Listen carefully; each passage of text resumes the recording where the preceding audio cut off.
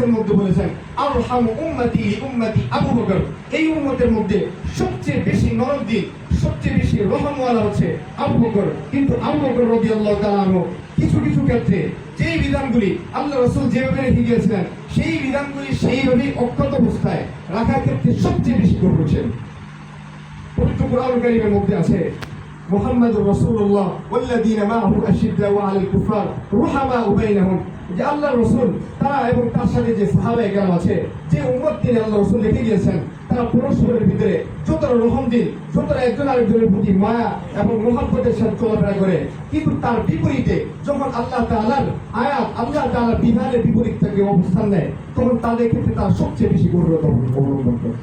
এজন্য আবু বকর রাদিয়াল্লাহু তাআলা আনহু সবচেয়ে নরম দিলের অধিকারী হওয়ার পরেও যখন নবী করিম সাল্লাল্লাহু আলাইহি ওয়াসাল্লামের সন্তানগণ আর রাসূলুল্লাহ সাল্লাল্লাহু আলাইহি ওয়াসাল্লামের রেখে যাওয়া 3 ধরনের সম্পত্তি